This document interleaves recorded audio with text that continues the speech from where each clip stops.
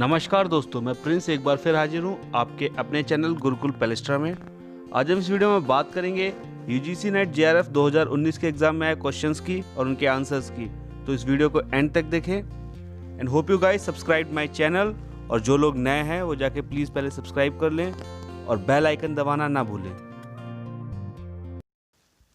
Question number 1, target Olympic podium scheme of Ministry of Sports of India was started in which of the following year? Options are 1.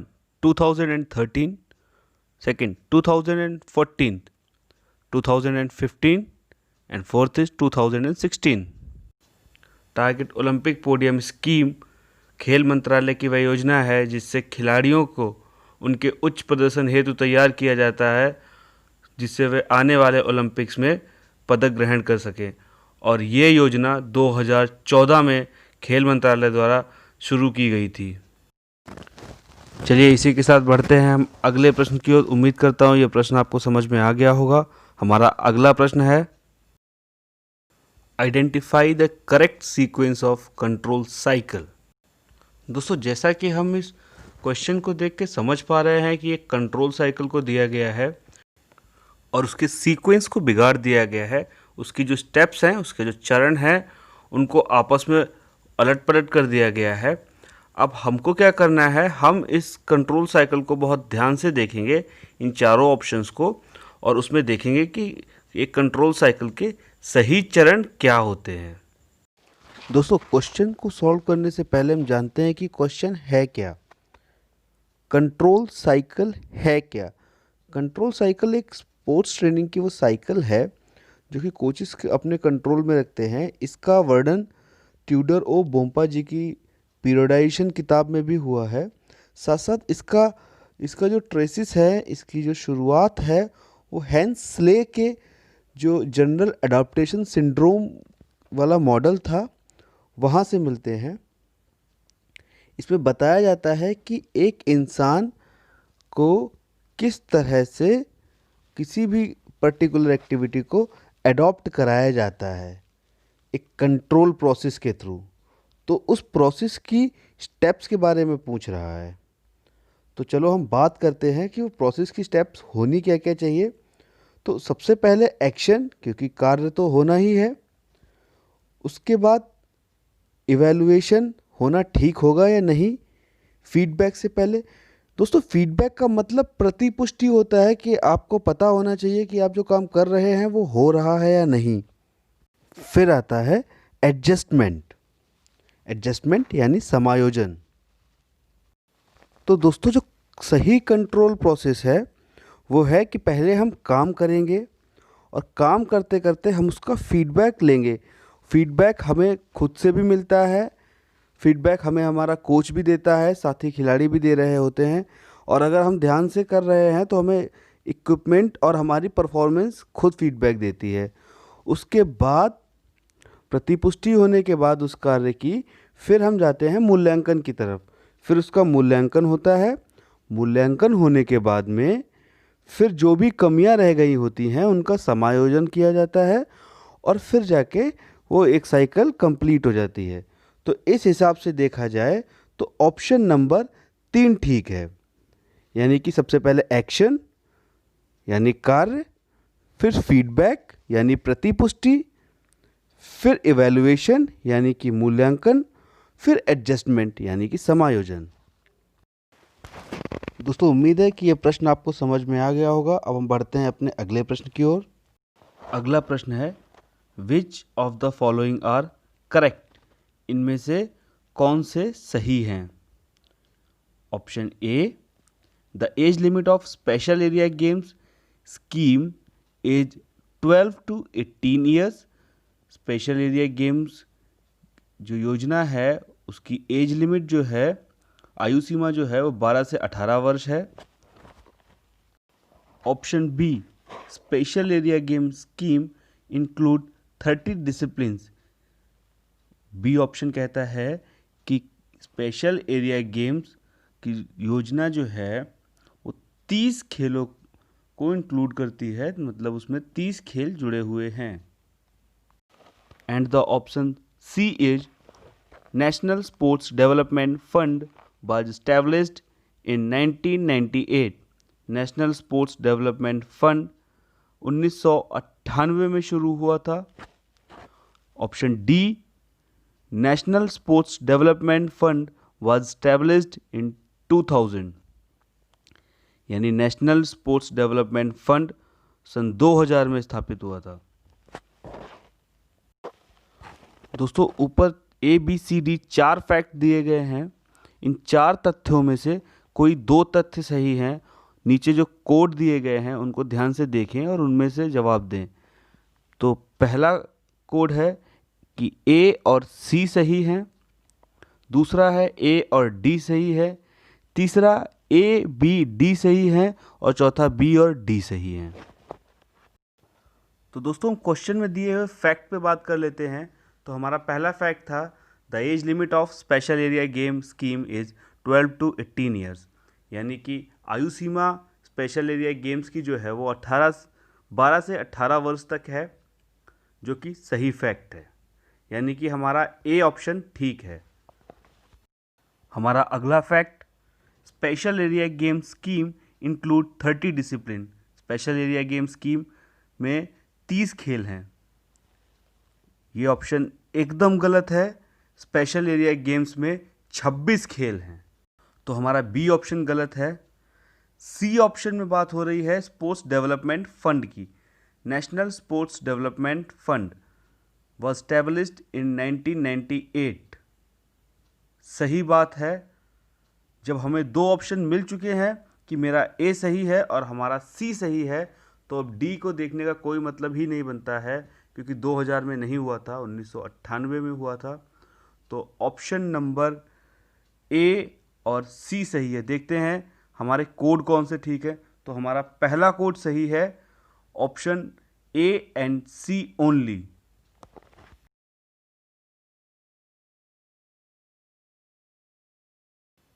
चलिए दोस्तों बढ़ते हैं अपने चौथे प्रश्न की ओर। उम्मीद है कि ये तीसरा प्रश्न आपको समझ में आ गया होगा। इस प्रश्न में हमने 2 फैक्ट क्लियर किए हैं। 2 फैक्ट यानी 2 स्कीमें थीं। ये दोनों स्कीमें बहुत उपयोगी हैं आने वाले एग्ज़ाम के पॉइंट ऑफ व्यू से। आपसे किसी भी एग्ज़ाम्स में पूछी जा सकती हैं। जितने भी क्वेश्चंस हम डिस्कस कर रहे हैं, इन सारे क्वेश्चंस को आप याद रखिए, जिससे आगे वाले एग्ज़ाम्स में दिक्कत ना हो। हमारा अगला क्वेश्चन है question number 4, sports managements last chain of link is. Option first public relation, second directing, third control and evaluation, fourth finance and budget. दोस्तों इस क्वेश्चन में ज़्यादा सोचने की ज़रूरत नहीं है। पब्लिक रिलेशन कोई भी मैनेजमेंट चेन की बीच में बनाए जाते हैं। डायरेक्टिंग शुरू से लेके आखिरी तक चलती है और बजटिंग प्लानिंग का हिस्सा है। तो कंट्रोल एंड इवोल्यूशन सही आंसर। चलिए दोस्तों बढ़ते हैं अगले प्रश्न की ओर। हमारा अगला प्रश्न है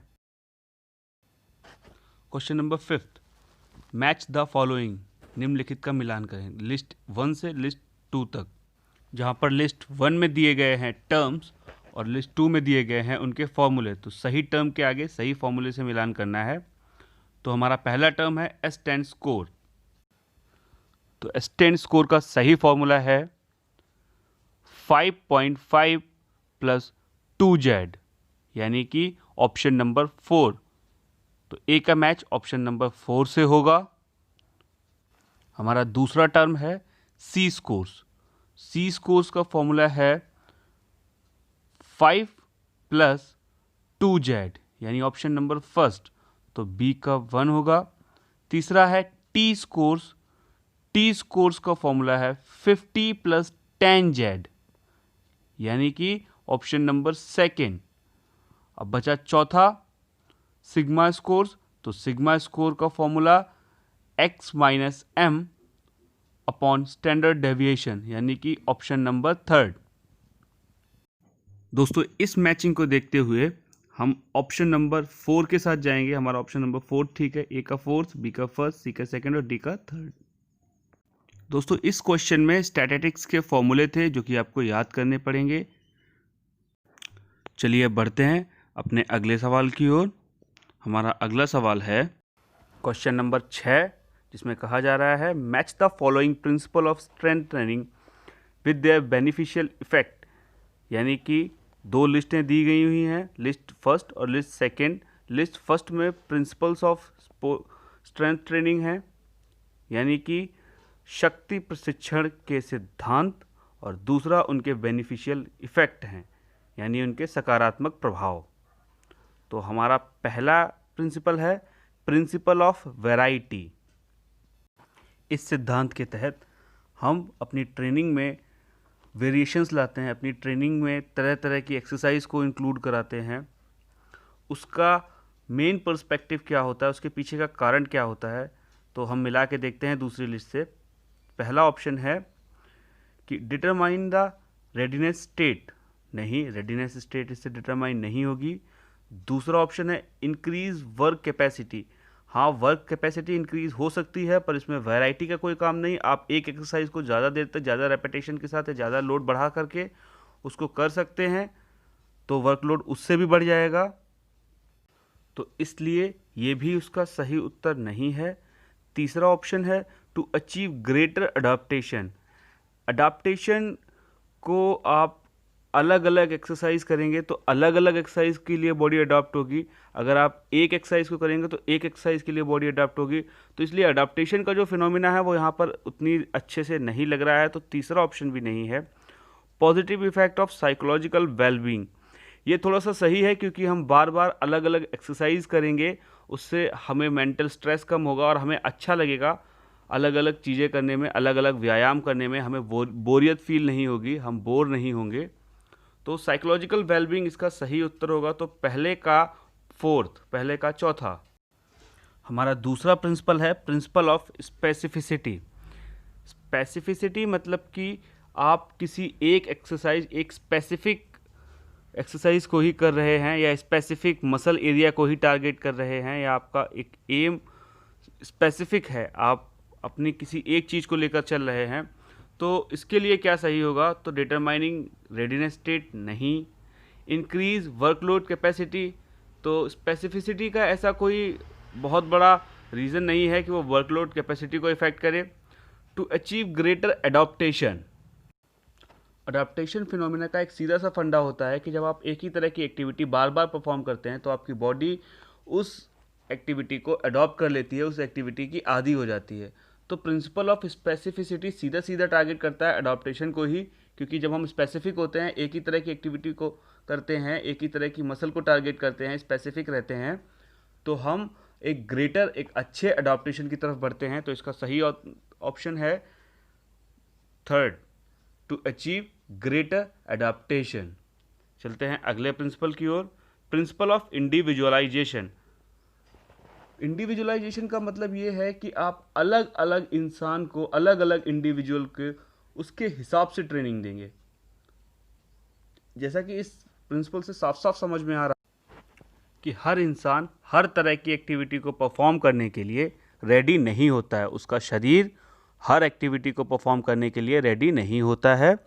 तो इसलिए हमारा जो तीसरा प्रिंसिपल है, प्रिंसिपल ऑफ इंडिविजुअलाइजेशन, उसके लिए सही आंसर होगा डिटरमाइनिंग द रेडीनेस स्टेट। मतलब हर इंसान की रेडीनेस स्टेट अलग अलग है, इसलिए प्रिंसिपल ऑफ इंडिविजुअलाइजेशन का यूज़ किया जाता है, सिद्धांत का यूज़ किया जाता है कि हर इंसान के हिसाब से ट्रेनिंग दी जाए। उसकी रेडीनेस स्टेट क्या है, वो कितना रेडी है, उसका शरीर कितना रेडी है, वो कितना मानसिक रूप से कितना रेडी है उस इन एक्टिविटी को परफॉर्म करने के लिए। अब बात आती है हमारे क्वेश्चन के चौथे और अंतिम सिद्धांत की, यानी principle of progression of load.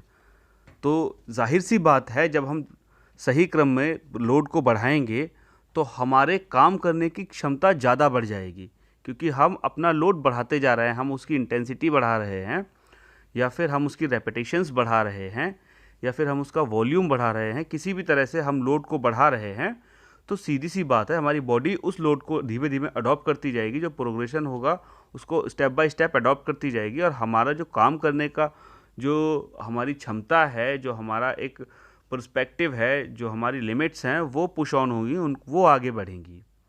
तो इसके लिए सही ऑप्शन है सेकंड, यानी कि इंक्रीज वर्क कैपेसिटी। तो अब हम अपने सारे ऑप्शंस को मिला चुके हैं। तो इन सारे ऑप्शंस को मिलाने के बाद आप देख लेंगे कि ए का 4th था और बी का 3rd था और सी का 1st था और डी का 2nd था। तो इस तरह से हमारा ऑप्शन नंबर 2 सही है। चलिए बढ़ते हैं अब अगले क्वेश्चन की ओर। हमारा अगला question, which of the following are the psychological abilities important for the technical development.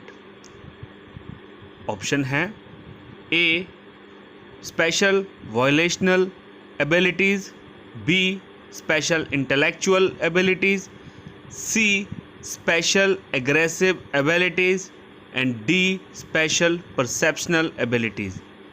दोस्तों हम देखेंगे चारों ऑप्शंस में जो एबिलिटीज़ बताई गई हैं, जो साइकोलॉजिकल एबिलिटीज़ बताई गई हैं, वो करती क्या क्या हैं। तो सबसे पहले हम पहली की बात करेंगे, ए स्पेशल वॉयलेशनल एबिलिटीज़। मतलब कि ये वह मनोवैज्ञानिक क्षमता है जो खेलों की फेडरेशन द्वारा जो खेल बनाए जाते हैं, उन खेलों में अगर कहीं पर कोई लूपहोल्स रह गए हैं, कहीं पर कुछ कमियां छूट गई हैं, तो उन लूपहोल्स का फ़ायदा उठाना बहुत स्मार्ट तरीके से, बहुत स्पेशल तरीके से इस एबिलिटी के अंदर में आता है। अब ये क्षमता कितनी ज़रूरी है टैक्टिस बनाने के लिए, उसे समझने के लिए हम सबसे पहले टैक्टिस को समझेंगे। टैक्टिस होता क्या है? टैक्टिस छोटे छोटे प्लान, जो कभी आपने ध्यान दिया होगा, आप जब कोई खेल खेलते हैं तो सामने वाले को देखकर उस समय उस खेल की जो डिमांड हो रही होती है, जो सर्कमस्टांसेस, जो परिस्थितियां आपके सामने आ रही होती हैं, उनसे निपटने के लिए जो छोटे छोटे से प्लान बनाए जाते हैं, लोगों को कमज़ोरियों का फ़ायदा उठाया जाता है और जो हम सोच के आए होते हैं कभी कभी उनसे विपरीत काम करना पड़ता है। सामने वाला जो सोच रहा होता है उसकी सोच से परे जाके हम काम करते हैं। वो चीज़ें, वो जो छोटे छोटे प्लान थे, उन्हीं को हम टैक्टिस कहते हैं। तो इस प्रकार हम कह सकते हैं कि वॉयलेशनल एबिलिटीज़ बहुत ज़रूरी हैं टैक्टिस को बनाने के लिए। चलते हैं अगले ऑप्शन पे। अगला ऑप्शन है स्पेशल इंटेलेक्चुअल एबिलिटीज़, मतलब विशेष बौद्धिक क्षमताएं। तो कोई भी प्लान या इस तरह की गतिविधि करने के लिए, इस तरह की योजना बनाने के लिए हमें बौद्धिक रूप से बहुत शक्तिशाली होना चाहिए। तो इस बात को ध्यान में रखते हुए हम ये कह सकते हैं कि हमें विशेष बौद्धिक क्षमताओं की ज़रूरत पड़ेगी। तो हमें दूसरे ऑप्शन की भी ज़रूरत पड़ेगी। अब बात आती है ऑप्शन नंबर सी की, यानी स्पेशल एग्रेसिव एबिलिटीज़, यानी विशेष आक्रामक या उग्र क्षमताएं। दोस्तों दोनों ही सूरतों में, या चाहे वो आक्रामकता की बात हो तो केवल हम आक्रमण के ऊपर खेल को नहीं जीत सकते, हमें डिफेंसिव भी होना पड़ेगा, हमारी टैक्टिस डिफेंस के लिए भी बनेगी। या फिर उग्रता की बात हो तो उग्र होना या फिर ज़्यादा गुस्सा होना एक नेगेटिव साइकोलॉजिकल कंडीशन है, यानी नकारात्मक मनोवैज्ञानिक दशा है जिसका खेल पर नकारात्मक प्रभाव पड़ता है। तो इस दशा में, इस स्थिति में हम तीसरा ऑप्शन यानी सी ऑप्शन को सही नहीं मानेंगे टैक्टिकल फॉर्मेशन के लिए या टैक्टिस डेवलपमेंट के लिए। चलिए अब बढ़ते हैं अगले ऑप्शन की तरफ, जो कि है स्पेशल परसेप्शन एबिलिटीज़, जिसका मतलब होता है विशेष धारणा क्षमताएं। मतलब कि आपका खेल के प्रति धारणा, यानी कि कॉन्सेप्ट कितना क्लियर है, उसके नियमों के प्रति, उसके खिलाड़ियों के प्रति। आप कोई भी टैक्टिस, कोई भी प्लान तभी बना सकते हैं जब आपका कॉन्सेप्ट एकदम सही, सटीक और क्लियर हो। दोस्तों ऊपर के ऑप्शंस देखने के बाद अब हमें क्लियर हो गया है कि हमारे ऑप्शन ए, बी और डी सही हैं। तो अब कोड्स को देखेंगे। पहला कोड BCD है, दूसरा कोड ACD है और तीसरा कोड ABD है, जो कि सही है। उम्मीद करता हूँ ये क्वेश्चन भी आपको समझ में आ गया होगा। बढ़ते हैं अगले प्रश्न पर। हमारा अगला प्रश्न भी मैचिंग का है, जिसकी लिस्ट फर्स्ट में एक शब्द दिया गया है और लिस्ट सेकंड में उसके डिस्क्रिप्शंस दिए गए हैं। तो आपको सही शब्द को सही डिस्क्रिप्शन के साथ में मेल करना है। नीचे कोड्स दिए गए हैं और उन कोड्स को चूज़ करके अपना सही आंसर देना है। तो चलिए शुरू करते हैं। तो हमारा पहला ऑप्शन है एक्लेमेटाइजेशन। दोस्तों एक्लेमेटाइजेशन का मतलब होता है कि आप नए क्लाइमेट को, नई क्लाइमेट कंडीशंस को आपकी बॉडी को अडॉप्ट कराएं। वो जो प्रोसेस होता है अडॉप्ट करने का, उसे हम एक्लेमेटाइजेशन कहते हैं। तो इन चारों ऑप्शन को देखते हुए अगर आप तीसरा ऑप्शन देखेंगे, the adaptive response of high altitude, क्योंकि हाई एल्टीट्यूड पे मौसम चेंज हुआ होता है तो हमारी बॉडी जब उसको अडॉप्ट करती है तो वो क्लाइमेट का अडॉप्टेशन एक्लेमेटाइजेशन कहलाता है। तो ए का ऑप्शन 3 सही है। दोस्तों अगला टर्म है होम्योस्टैसिस। होम्योस्टैसिस होता क्या है? होम्योस्टैसिस वह दशा है इक्विलिब्रियम की, यानी बैलेंस करने की, आपकी आंतरिक गतिविधियों को, आपकी अंदर की चलने वाली सारी गतिविधियों को बैलेंस करने की इक्विलिब्रियम स्टेट है होम्योस्टैसिस। दोस्तों होम्योस्टैसिस के सही डिस्क्रिप्शन को जानने के लिए हम चारों ऑप्शंस को पढ़ेंगे और चारों ऑप्शंस को पढ़ने के बाद जो चौथा ऑप्शन है उसको थोड़ा सा ध्यान से देखिए। द डायनेमिक कॉन्स्टेंसी मतलब डायनेमिक रूप से कांस्टेंट होना, इंटरनल इन्वायरमेंट मतलब इंटरनल इन्वायरमेंट का डायनेमिक रूप से कांस्टेंट होना, मतलब कोई भी हलचल ना होना। तो यही सबसे सही ऑप्शन है होम्योस्टैसिस का। अगला ऑप्शन है इलेक्ट्रोकार्डियोग्राम। इलेक्ट्रोकार्डियोग्राम यानी कि ईसीजी एक डिवाइस होता है जो कि मेज़र करता है हार्ट बीट्स की रिदम को, हार्ट की इलेक्ट्रिकल इम्पल्सिस को। PQRS की फॉर्म में एक इलेक्ट्रोग्राफ होता है, उस ग्राफ पे PQRS से डिनोट करते हुए वो इलेक्ट्रिकल इम्पल्सिस को रिकॉर्ड करता है। या सीधे शब्दों में कहें कि वो इलेक्ट्रिकल एक्टिविटी कार्डियक साइकिल की जो होती है उसको रिकॉर्ड करता है। तो इसके लिए पहला ऑप्शन उपयुक्त रहेगा। चौथा और अंतिम ऑप्शन है इलेक्ट्रोमायोग्राम यानी कि EMG। जैसा कि नाम से पता चल रहा है, मायो का मतलब मसल से है, तो इलेक्ट्रोमायोग्राम भी एक डिवाइस है जो कि मसल्स की, स्केलेटल मसल्स की इलेक्ट्रिकल इम्पल्सिस को रिकॉर्ड करता है, उनकी कंट्रैक्शन रिदम को रिकॉर्ड करता है ग्राफिकल फॉर्म में। तो इसके लिए जो सही ऑप्शन रहेगा वो ऑप्शन नंबर 2 रहेगा। दोस्तों जब हम चारों ऑप्शंस को डिटेल में समझने के बाद उनके जोड़े बना चुके हैं तो कोड्स को चूज़ करने में ज़्यादा टाइम नहीं लगेगा। आप देखिए सीधा कोड 2 नंबर पे जाइए, आपको सही कोड मिल जाएगा। ए का 3rd, बी का 4th, सी का 1st और डी का 2nd, यही सही ऑप्शन है। चलिए चलते हैं अगले क्वेश्चन पर। Question number 9th।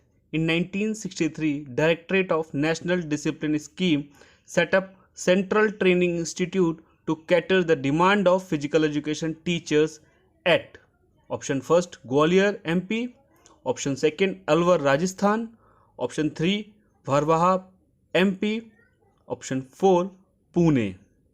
दोस्तों 60 के दशक में निदेशालय द्वारा 2 इंस्टीट्यूट बनाए गए थे, 2 संस्थान बनाए गए थे। पहला बनाया गया था अलवर राजस्थान में जो कि 1960 में बनाया गया था, और दूसरा बनाया गया था वारवाहा MP में जो कि 1963 में बनाया गया था। जब बात 1963 की हो रही है तो ऑप्शन नंबर 3 ठीक है, वारवाहा MP। चलिए दोस्तों चलते हैं अब इस वीडियो के अंतिम यानी 10वें क्वेश्चन पर। Obesity is not directly responsible for which of the following disease?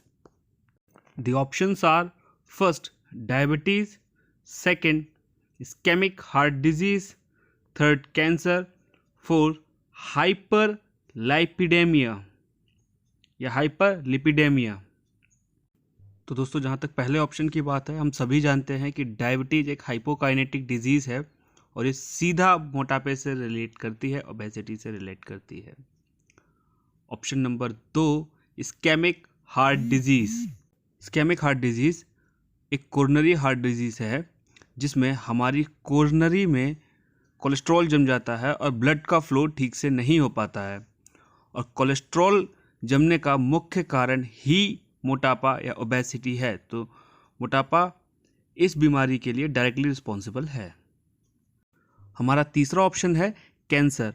दोस्तों हम सभी जानते हैं कि कैंसर एक बीमारी है या बीमारियों का एक समूह है जो कि एक सेल या ग्रुप ऑफ सेल की अबनॉर्मल ग्रोथ या असाधारण ग्रोथ की वजह से होता है। तो इस बीमारी में मोटापे का सीधे तौर पर कोई संबंध नहीं है, मोटापा इसके लिए रिस्पॉन्सिबल नहीं है।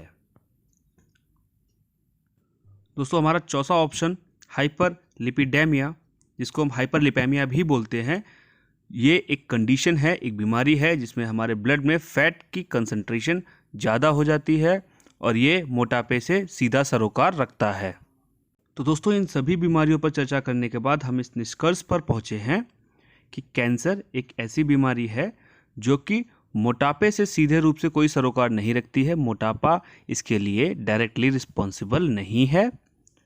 तो प्रश्न के हिसाब से इसका सही उत्तर ऑप्शन नंबर 3 कैंसर है। इसी प्रश्न के साथ ये वीडियो यहीं समाप्त होती है। आगे के प्रश्न हमारी अगली वीडियोज़ में। उम्मीद है दोस्तों आपको ये वीडियो पसंद आई होगी। ऐसी ही और वीडियोज़ को देखने के लिए हमारे चैनल को सब्सक्राइब करें, इस वीडियो को लाइक करें, शेयर करें। इस वीडियो से जुड़े सभी सुझाव हमें कमेंट बॉक्स में लिख भेजें। तब तक के लिए अपना और अपने परिवार का ख्याल रखिए, घर पर रहिए, सेफ रहिए। जय हिंद, वंदे मातरम, भारत माता की जय।